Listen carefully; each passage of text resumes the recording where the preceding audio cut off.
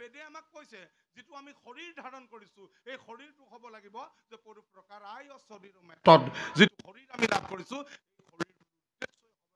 পৰু প্ৰকাৰ সাধন কৰা আৰু পৰু প্ৰকাৰে হ'ব লাগে জীৱনৰ মহাব্ৰত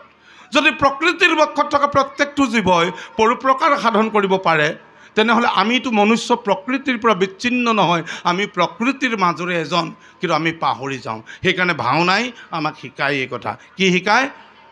যে পৰু প্ৰকাৰে জীৱনৰ মহাব্ৰত যেনেকৈ হিন্দুমণিয়ে নিজৰ পিতৃ মাতৃ ভক্তি কৰিছে আমিও পিতৃ মাতৃৰ ভক্তি কৰিব লাগিব আমি জ্যেষ্ঠজনৰ ভক্তি কৰিব লাগিব এই কাৰণে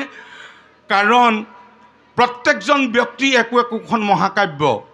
প্ৰত্যেকজন ব্যক্তিয়ে যিজন ব্যক্তিয়ে আমাতকৈ দুদিনৰ আগত পৃথিৱীখন দেখিছে তেখেতে পৃথিৱীৰ ৰং ৰূপ গন্ধ স্পৰ্শ শব্দ আমাতকৈ বেছিকৈ শিকিছে তেখেতসকলৰ অভিজ্ঞতাক আমি নচ্ছাত কৰিব নোৱাৰোঁ গতিকে তেখেতসকলৰ অভিজ্ঞতাক আমি সদায় সন্মান জনাব লাগিব আৰু তেখেতসকলে আমাৰ পৰা অন্য একো নিবিচাৰে তেখেতসকলে যিকণ তেখেতসকলৰ প্ৰত্যেকজনৰ প্ৰাপ্য সন্মান সেই প্ৰাপ্য সন্মানকণ আমি দিব পাৰিব লাগিব আৰু সেই ধৰণৰ চিন্তা চেতনা আধ্যাত্মিক আৰু নৈতিক চেতনা সম্বলিত ভাওনা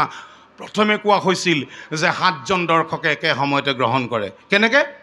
যে গায়ন বায়ন সভা জয় কৰে নৃত্য গীত সবে ৰসিকৰ মন কৰে পণ্ডিতে বুজিবাক লাগি শ্লোক কৰিলা ৰচন গীতৰ অৰ্থ বুজিবাক যত দ্বিজগণ সুমুখা দেখিবাক যত মূৰজন ব্ৰজাৱলী ভাষাক বুজিব গ্ৰাম্যজন শুদ্ধ বা অশুদ্ধ চিত এক কৃষ্ণ নাম সি সপ্তৰস নাটকৰ অনুপাম গায়ন বায়নসকলে এতিয়া আহিব আহি সভা জয় কৰিব কেনেকৈ তেওঁলোকে প্ৰথমে বন্দনা কৰিব সেইসকল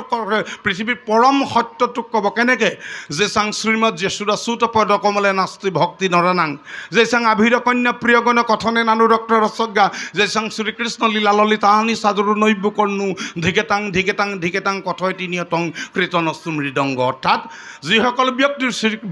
যশোদাৰ পুত্ৰ শ্ৰীকৃষ্ণৰ পদকমলত যাৰ ভক্তি নাই যিসকলে আভিৰ কন্যা অৰ্থাৎ কৃষ্ণ প্ৰেমত নিমজ্জিত মন আৰু কৃষ্ণৰ পৰা বিচ্ছেদ হোৱাৰ পাছত তেওঁলোকৰ অন্তৰত জাগৃত হোৱা কাৰুণ্যৰ কথা শুনি যিসকলে নিজৰ অন্তৰতো কাৰুণ্য অনুভৱ নকৰে আৰু যিসকলে শ্ৰীকৃষ্ণ ললিত কথা সাদৰেৰে গ্ৰহণ নকৰে তেওঁলোকৰ জীৱনটোকেই ধিক বুলি বৈকুণ্ঠৰ দেৱবাদ্য সংগত কৰি সপ্ত বৈকুণ্ঠক ইয়ালৈ নমাই আনিব তাৰপিছত